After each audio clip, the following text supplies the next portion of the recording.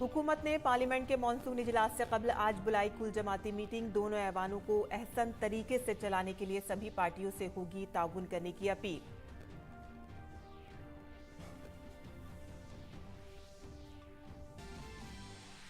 NDA floor leaders की meeting में monsoon इजलास के दौरान अपोजिशन को घेरने की हिकमत अमली पर होगा तबादला ख्याल।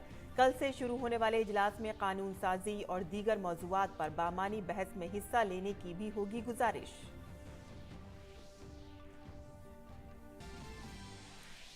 राजधानी दिल्ली में हुई एनडीए की मीटिंग में 39 पार्टियों ने वजीर आजम की क़यादत में लोकसभा इलेक्शन लड़ने का किया अज़्म। मीटिंग में करारदाद मंजूर। वजीर आजम ने अपोजिशन पर किया तंज। कहा कि एनडीए इत्तेहाद मजबूरी का नहीं बल्कि मजबूती का जरिया।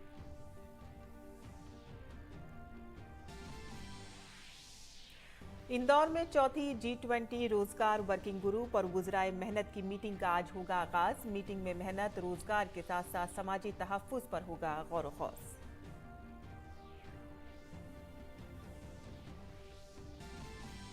गोवा में G20 की सदारत के तहत एनर्जी ट्रांसफॉर्मेशन वर्किंग ग्रुप की चौथी मीटिंग का भी आज होगा आगाज। मीटिंग का मकसद एनर्जी ट्रांसफॉर्मेशन से मुंसलिक चैलेंजों और मुनसिफाना तरक्याती अहदाफ को हासिल करने के लिए एक इज्तिमाई लाएअमल तैयार करना है।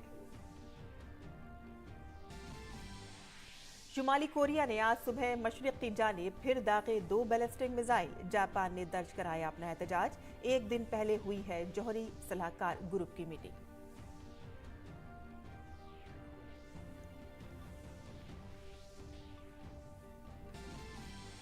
कोरिया ओपन बैडमिंटन टूर्नामेंट में आज भारतीय शटलर पर होंगी नजरें। पीवी सिंधु, किदाम्बी और प्रणय खेलेंगे अपने शुरुआती दौर के मुकाबले।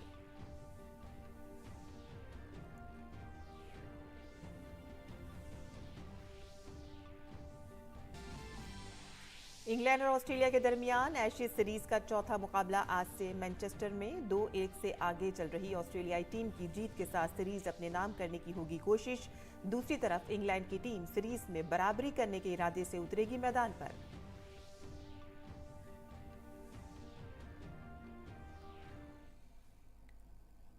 आदाब नाज़रीन, खबरनामे में आपका इस्तकबाल है। मैं हूं साइमा खान। अब खबरें तफसील से। हुकूमत ने पार्लियामेंट के मॉनसून इजलास से कबल आज कुल जमाती मीटिंग बुलाई है। हुकूमत की जानिब से तमाम जमातों को इस इजलास में शिरकत की दावत दी गई है। इजलास में तमाम जमातों के साथ इजलास को अहसन तरीके से चलाने के लिए बातचीत की जाएगी। इजलास के दौरान तमाम जमातों को इस बिलों के बारे में बाज़ाब्ता ब्रीफिंग दी जाएगी जिन पर हुकूमत आगे बढ़ना चाहती है। ऐसा इसलिए किया जाता है ताकि राज्यसभा और लोकसभा के मेंबरान पार्लियामेंट के दरमियान एक इत्तेफाक राय हो सके ताकि पार्लियामेंट का काम आसानी से हो और ताउन मिले। इससे पार्लियामेंट का वक्त बचता है और साथ ही अपोजिशन जमातें भी हुकूमत को उन उमूर के बारे में बता सकेंगी जिन पर वो ऐवान में बहस करना चाहती हैं।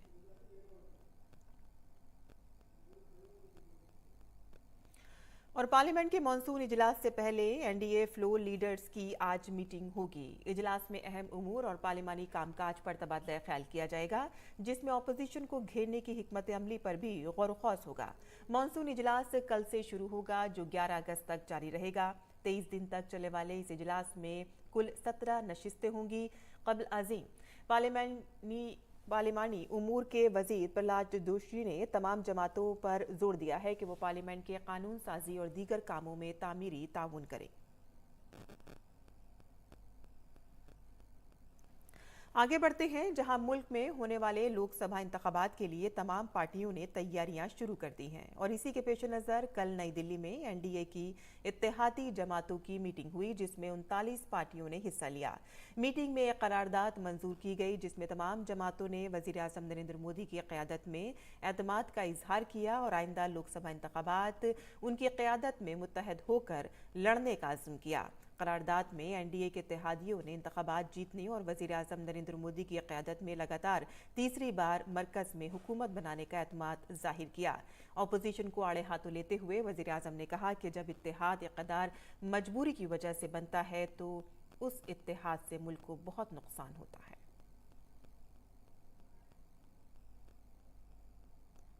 वहीं एनडीए की मीटिंग में शिंदे ग्रुप की शिवसेना, अजीत पवार की एनसीपी, उत्तर प्रदेश से ओम प्रकाश राजभर, संजय निषाद और बिहार से जितिन राम मांझी, एआईडीएमके, आसाम गण परिषद और लोक जनशक्ति पार्टी के दोनों ग्रुप्स जैसी एनडीए की तमाम 39 पार्टियां शामिल थीं।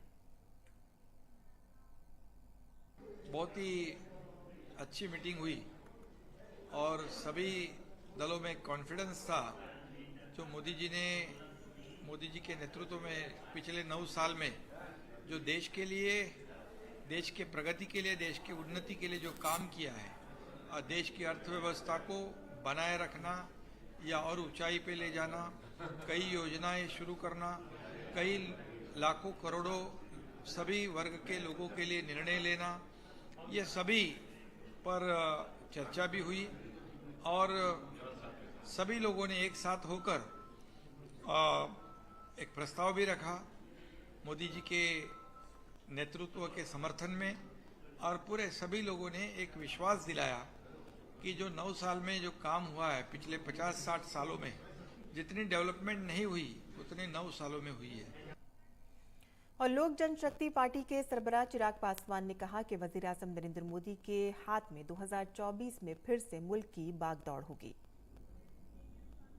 इस बात में कहीं किसी को कोई संदेह नहीं है, ना किसी राजनीतिक दल को, ना ही देश की जनता को, कि आने वाले समय में पुनः 2024 के परिणामों के बाद हमारे आज के प्रधानमंत्री आदरणीय नरेंद्र मोदी जी ही पुनः देश के प्रधानमंत्री बनेंगे। इसमें कहीं कोई संदेह नहीं है। पर उस टारगेट को, उन परिणामों को हम लोग और कितना ज़्यादा बढ़ा सकें, उसके लिए तमाम घटक दल आज एक साथ होकर, एकजुट होकर, नई रणनीति के साथ, नई ऊर्जा के साथ आगे बढ़ने का हम लोग काम करेंगे। और उत्तर प्रदेश के काबीनी वजीर और निषाद पार्टी के बानी संजय निषाद का कहना है कि जितनी भी इत्तेहादी पार्टियां हैं उनकी एक ही आवाज है, मोदी हुकूमत, एनडीए हुकूमत। जितने भी नेता आए थे, जितने भी हमारे घटक दल हैं, इन घटक दलों की एक ही आवाज, मोदी सरकार, एनडीए सरकार। क्योंकि पिछली सरकारों ने सभी जाति, सभी धर्म के साथ धोखा किया। और बीजेपी से हाथ मिलाने वाले सुहेल देव, भारतीय समाज पार्टी के सरबराह ओम प्रकाश राजभर ने कहा कि वो मोदी जी को फिर से वजीर आजम बनाने के लिए काम करेंगे। आज से हम लोग एनडीए में शामिल हुए और एनडीए की बैठक में सब लोगों ने सर्वसम्मत से ये निर्णय लिया कि आगामी 2024 के चुनाव में माननीय नरेंद्र मोदी जी को देश का प्रधानमंत्री बनाने का काम हम सब लोग मिलकर के, गरीब, कमजोर, पिछड़े, दलित, अल्पसंख्यक सब लोग मिलकर के करेंगे। वहीं बिहार में हिंदुस्तानी अवाम मोर्चे के सरबराह जितिन राम मांझी वजीर आजम नरेंद्र मोदी की मुद्दतेकार की सदाइश की और कहा कि 2024 में तीसरी मर्तबा वजीर आजम बनाने के लिए अवाम ने इरादा कर लिया है। सब लोगों ने एक मत से माननीय नरेंद्र मोदी जी के 9 साल का कार्यकाल की सराहना की और इनके बढ़ते लोकप्रियता के प्रति सब लोगों ने खुशी जाहिर की। आज न सिर्फ हिंदुस्तान में बल्कि संसार में जिस प्रकार से मोदी जी की लोकप्रियता बढ़ी है, उससे भारत के बच्चा बच्चा सब गौरवान्वित है।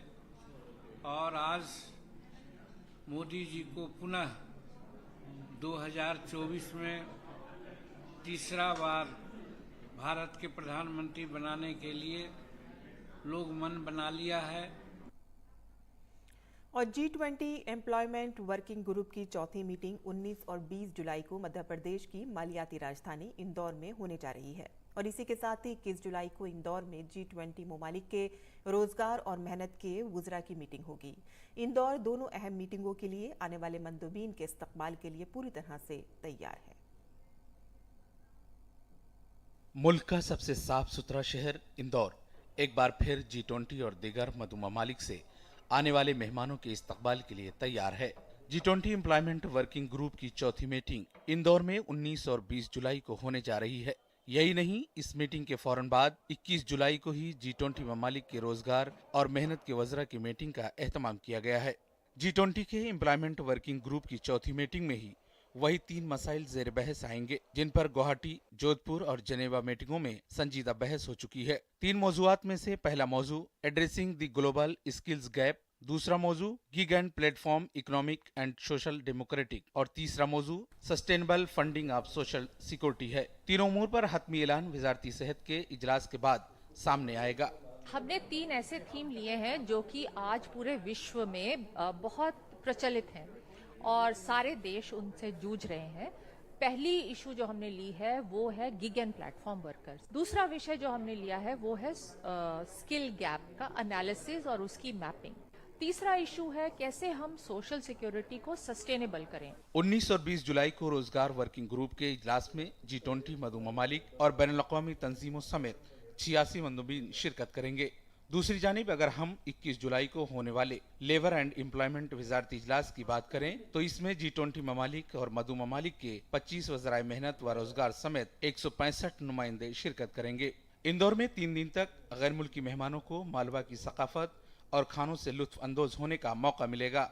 इंदौर की दुनिया की मशहूर 56 दुकानें गैर मुल्की मेहमानों के इस्तकबाल के लिए तैयार हैं। भारत की संस्कृति और मालवा की संस्कृति और मध्य प्रदेश की संस्कृति को हम दिखा पाए और लोगों का सानिध्य, जिस प्रकार से जन भागीदारी हुई है, सब लोग उमड़ के आए हैं, बहुत सारी चीजें कर रहे हैं, उससे ही जैसे ही एयरपोर्ट पे उतरते हैं वो पता लग जाता है कि कितने प्रेम से सब लोग स्वागत कर रहे हैं। उसके अतिरिक्त हम मांडू लेके जाएंगे एम्प्लॉयमेंट वर्किंग ग्रुप के डेलीगेट्स को। जो मिनिस्टर्स आएंगे उनको 56 दुकान लेके जाएंगे। उनके लिए कल्चरल प्रोग्राम भी ऑर्गेनाइज किया है राज्य सरकार ने। इससे कबल इंदौर पहुंचने वाले मंदुबीन का मालवी अंदाज में इस्तकबाल किया गया। इंदौर एयरपोर्ट पर गैर मुल्की मेहमानों को भी रक्स करते देखा गया। मीटिंग के मुकाम पर मध्य प्रदेश के एक जिला एक प्रोडक्ट मैसूर की साड़ियों समेत मोटे अनाज से बनी मसनूआत की नुमाइश भी की गई। 3 प्रमुख विषय हैं जिन पर इस बैठक में चर्चा होगी और खासकर मालवा की संस्कृति और यहाँ के खान पान से भी तमाम डेलीगेट्स को रूबरू कराया जाएगा। कैमरामैन भरत कुशवाहा के साथ आदित्य श्रीवास्तव, DD न्यूज, इंदौर। वहीं भारत की G20 की सदारत में एनर्जी ट्रांसफॉर्मेशन वर्किंग ग्रुप की 2 रोज़ा चौथी मीटिंग आज से गोवा में शुरू होगी। इजलास का मकसद तवानाई की मुंतकली से मुतालिक चैलेंजों से निपटने और मुनसिफाना तरक्याती अहदाफ के हुसूल के लिए एक इज्तिमाई रोड मैप तैयार करना है। इस 2 रोज़ा मीटिंग के बाद G20 तवानाई की वजारती मीटिंग 22 जुलाई को गोवा में होगी, जिसकी सदारत बिजली और नई और काबिल तजदीद तवानाई के मरकजी वजीर RK सिंह करेंगे। G20 तवानाई की मुंतकली, वजारती और वर्किंग ग्रुप की मीटिंगों के अलावा 3 रोज़ा 14वीं शफाफ तवानाई वजारती सतह की मीटिंग और 8वीं मिशन इनोवेशन मीटिंग भी आज से ही गोवा में शुरू होगी। वजारती सतह की मीटिंग 21 जुलाई को बिजली और नई और काबिल तजदीद तवानाई के मरकजी वजीर RK सिंह की सदारत में होगी। साइंस और टेक्नोलॉजी के मरकजी वजीर डॉक्टर जितेंद्र सिंह इस मीटिंग के वाइस चेयरमैन होंगे। काबिल जिक्र है कि G20 वजारती इजलास के बाद 22 जुलाई को बिजली और नई और काबिल तजदीद तवानाई के मरकजी वजीर RK Singh green hydrogen innovation centre और पेट्रोलियम और कुदरती गैस के मरकजी वजीर हरदीप सिंह पुरी के जरिए ग्लोबल बायोफ्यूल अलायंस का आगाज किया जाएगा। वाज़ेह रहे कि इजलास में G20 के रुकन ममालिक के तवानाई के वज़रा, 9 मधु ममालिक और 14 बैनुल-अक़वामी तंजीमों के आला ओहदेदार वजारती इजलास में शिरकत करेंगे। इन 4 दिनों में पॉलिसी साज, मंदुबीन, मधु मेहमान, कारोबारी रहनुमा और मुहक्किकीन समेत 1000 से ज़ायद शुरका की मुख्तलिफ मीटिंग्स और तकरीबात में शिरकत मुतवक्के है। जम्मू कश्मीर में एक मरतबा फिर से दहशतगर्दों ने बाहरी मजदूरों को निशाना बनाया है। दहशतगर्दों ने अनंतनाग में 2 बाहरी मजदूरों पर फायरिंग की है और इसमें दोनों मजदूर जख्मी हो गए हैं। दोनों को अस्पताल में दाखिल कराया गया है। मजदूरों की शिनाख्त नहीं हो सकी है। पुलिस ने तलाशी मुहिम के लिए इलाके का मुहासरा कर लिया है। वहीं उत्तर प्रदेश के सहारनपुर में एक बड़ा हादसा पेश आया है। पुलिस ने बताया है कि चुनैटी फ्लाईओवर पर एक गाड़ी को ओवरटेक करने के दौरान पीछे से ट्रक ने कार को टक्कर मार दी। कार ड्राइवर से डिवाइडर से जा टकराई और फौरन उसमें आग लग गई और खौफनाक आग के बाइस कार में सवार 4 अफराद जिंदा जल गए। फायर ब्रिगेड ने आग पर काबू पा लिया। फॉरेंसिक टीम मौके पर जांच कर रही है। वहीं आसाम में हदबंदी के अमल पर बातचीत के लिए इलेक्शन कमीशन की एक टीम आज गुवाहाटी पहुंचेगी। ये टीम रियासत के 3 रोजा दौरे पर होगी। इस टीम में chief election commissioner Rajiv Kumar, 2 election commissioner और 11 दीगर सीनियर अफसरान शामिल हैं। ये टीम आसाम के पार्लिमानी और असेंबली हलकों की हदबंदी की तजवीज़ के मुसव्वदे पर स्टेक होल्डर्स के साथ अवामी समाअत करेगी। इलेक्शन कमीशन की टीम मुसव्वदे के तजवीज़ से मुतालिक मशवरे और शिकायत पर बातचीत के लिए सियासी जमातों और सिविल सोसाइटीज ग्रुप्स के नुमाइंदों से मुलाकात करेगी। टीम असेंबली और पार्लिमानी हलकों में मुजव्वज़ा तब्दीलियों पर स्टेक होल्डर्स के साथ जिला सतह पर मुशावरत भी करेगी। कमीशन ने इस साल 20 जून को आसाम के पार्लिमानी और असेंबली हलकों के लिए तजवीज़ का मुसव्वदा शाया किया, जिसमें पार्लिमानी और असेंबली दोनों हलकों की तादाद में कोई तब्दीली नहीं की गई है। मुसव्वदे में कमीशन ने कुछ हलकों के नामों और मखसूस नशिस्तों की तादाद में तब्दीली के अलावा मौजूदा हलकों की हुदूद को तब्दील किया है। कमीशन को मुसव्वदे पर 500 से ज़ायद याददाश्तें मौसूल हुई हैं। दरअसल आसाम के अपोजिशन लीडरों ने कमीशन के जरिए शाया करदा मुसव्वदे को चैलेंज करते हुए सुप्रीम कोर्ट से रुजू किया है। राजधानी दिल्ली में जमुना नदी के पानी की सतह खतरे के निशान से नीचे आ गई है। जमुना के पानी की सतह 205.25 मीटर रिकॉर्ड की गई है। महकमा मौसमियात ने आज दिल्ली में बारिश का इम्कान जाहिर किया है, जिसमें मुंडका, पश्चिम बिहार के आसपास के इलाकों में हल्की बारिश हो सकती है। वहीं ITO बिराज के गेट खोल दिए गए हैं। NDRF और फौज के एहलकार मुस्तैदी के साथ मसरूफ हैं। जमुना नदी के पानी की सतह में कमी से हुकूमत को शहर में भारी गाड़ियों के दाखिले पर आयद पाबंदी हटाने का हुक्म दिया है। दारुल हुकूमत के कुछ इलाकों में पानी जमा होने की सूरत हाल में बेहतर होने के बाद सड़कों को ट्रैफिक के लिए खोल दिया गया है, ताहम राजघाट के करीब पानी जमा होने की सूरत हाल बरकरार है। और अब बात करते हैं बैनुल-अक़वामी खबरों की, जहां यमन में अक़वाम मुत्तहिदा के वर्ल्ड फूड प्रोग्राम से मुस्तफ़ीद होने वालों ने कहा है कि वो बहिरा अस्वद के अनाज के मुआहदे की मियाद ख़त्म होने पर अनाज का मिलना बंद हो सकता है।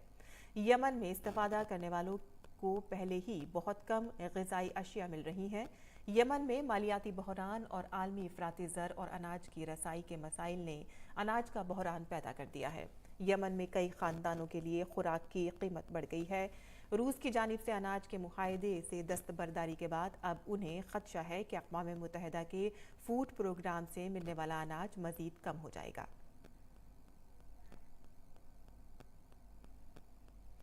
और शुमाली कोरिया ने आज सुबह सवेरे मशरिक़ की जानिब 2 बैलिस्टिक मिसाइल दागे। जापान के वज़ीर दिफा यासुकाज़ु हिमादा ने कहा है कि ऐसा लगता है कि ये दोनों मिसाइल जापानी हुदूद से बाहर गिरे हैं। हिमादा ने प्रेस कॉन्फ्रेंस के दौरान बताया कि पहला मिसाइल 50 किलोमीटर की बुलंदी पर पहुंचा और 550 किलोमीटर के फासला तय किया, जबकि दूसरा 50 किलोमीटर की बुलंदी पर पहुंचकर 600 किलोमीटर तक उड़ा। जापान ने सिफारती ज़राए से मिसाइल तजर्बे के खिलाफ अपना एहतजाज दर्ज कराया है। आज का ये तजर्बा 40 सालों में पहली बार अमेरिका की जानिब से जनूबी कोरिया में जोहरी आबदोज की तैनाती के एक दिन बाद हुआ है।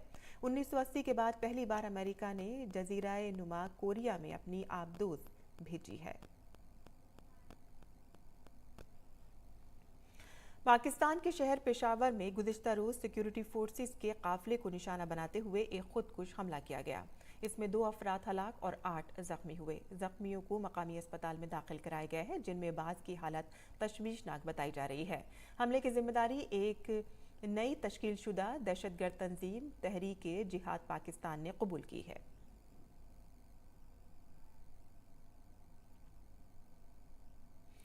और रूस के बहरा अस्वद अनाज मुआहदे से दस्तबरदारी के बाद अक़वाम मुत्तहिदा यूक्रेन को अनाज बरामद करने में मदद करने पर गौर कर रहा है।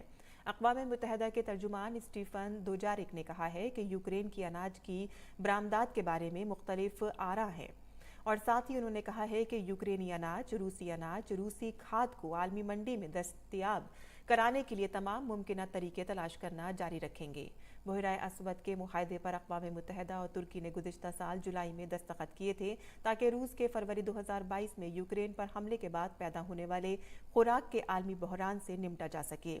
यूक्रेन और रूस दुनिया के सरफहरिस्त अनाज बरामद कुनिंदगान में से हैं।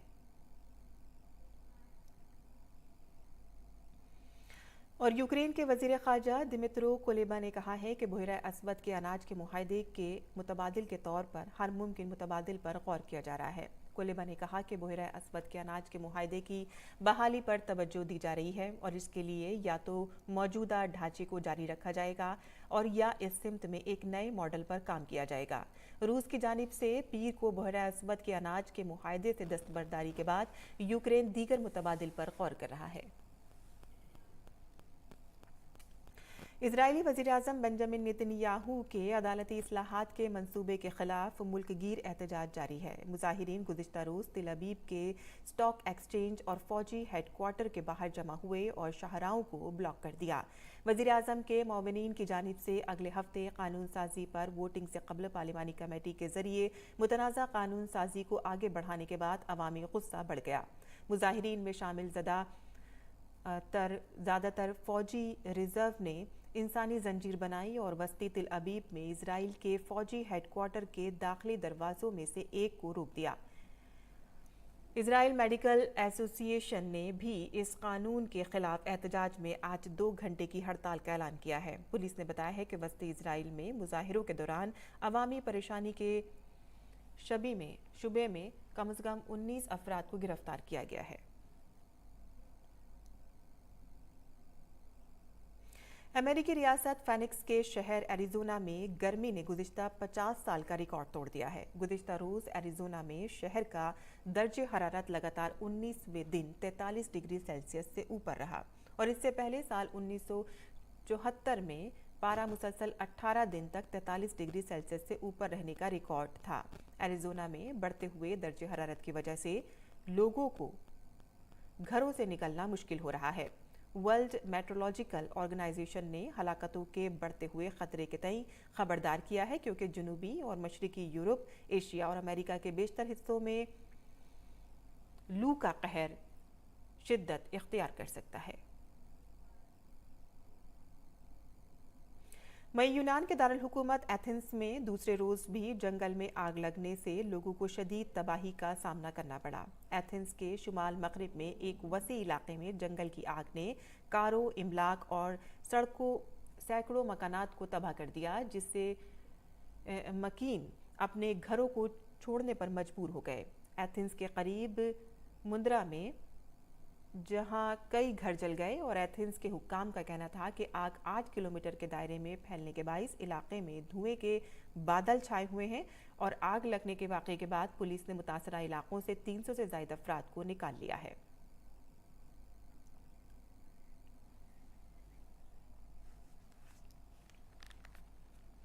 और बुलेटिन में नाज़रीन अब पेश है दिल्ली से शाया उर्दू अखबारात का मुख्तसर जायजा।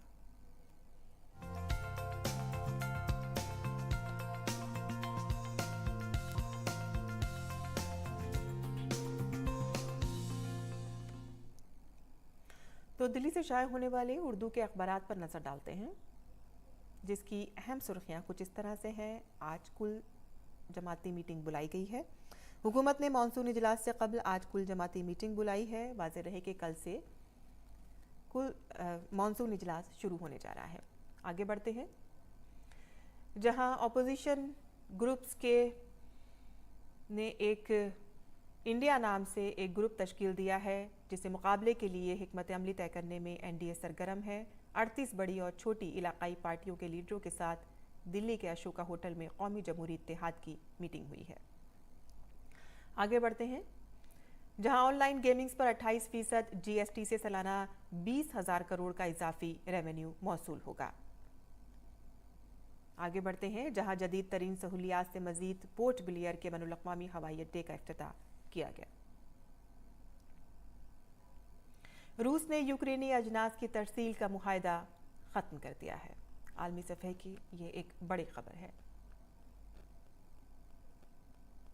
तो ये थी अखबारात की सुर्खियां जो हमने आपके लिए चुनी थी। और आगे बढ़ते हैं और अब बात करते हैं खेल की खबरों की, जहां कोरिया ओपन बैडमिंटन टूर्नामेंट का आज दूसरा दिन है। भारतीय स्टार शटलर्स के श्रीकांत, एचएस प्रणय और मिथुन मंजुनाथ आज टूर्नामेंट के इफ्तिताई मैच में अपने अपने मैचेस खेलेंगे। खवातीन के सिंगल्स के पहले राउंड में पीवी सिंधु का मुकाबला चीनी ताइपे की पाई यू पू से होगा। वहीं खवातीन के सिंगल्स में ही मालाविका और आकरेशी कश्यप पहले राउंड की रुकावटों को अबूर करने के इरादे से कोर्ट में उतरेंगे। वहीं इंग्लैंड और ऑस्ट्रेलिया के दरमियान एशेज सीरीज का चौथा मैच आज से मैनचेस्टर में खेला जाएगा। ऑस्ट्रेलियाई टीम को सीरीज में 2-1 से बढ़तरी हासिल है। ऑस्ट्रेलिया ने पहले 2 मैच जीते थे, जबकि इंग्लैंड ने तीसरे टेस्ट में वापसी करते हुए ये मैच 3 विकेट से जीत लिया था। और इस सीरीज के चौथे टेस्ट से कबल ऑस्ट्रेलियाई टीम के प्लेइंग 11 में तब्दीली की गई है, जहां पर जोश हेजलवुड की चौथे टेस्ट में ऑस्ट्रेलियाई टीम में वापसी हो गई है। उन्हें स्कॉट बोलंट की जगह टीम में मौका मिलेगा। ऑस्ट्रेलियाई टीम आज से शुरू होने वाला चौथा टेस्ट जीतकर सीरीज पर कब्जा करना चाहेगी। वहीं दूसरी जानिब मेजबान टीम की नजरें ये मैच जीतकर सीरीज बराबर करने पर होगी। और भारत और बांग्लादेश की खवातीन टीमें 3 वनडे मैचों की सीरीज के दूसरे मैच में आज आमने सामने होंगी।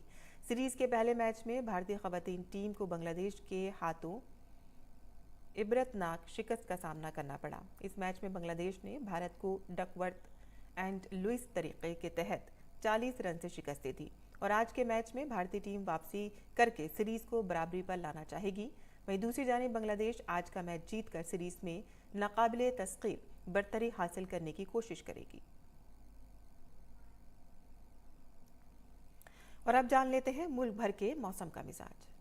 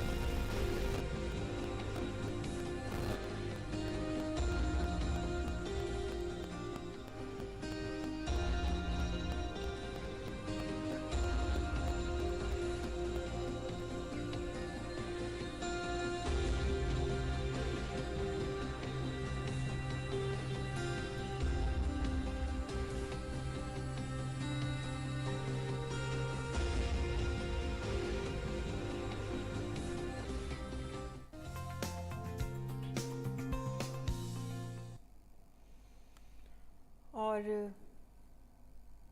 आगे बढ़ते हैं और इसी के साथ ही खबरनामा ख़त्म पजीर होता है। हमारी पूरी टीम को देंगे इजाज़त।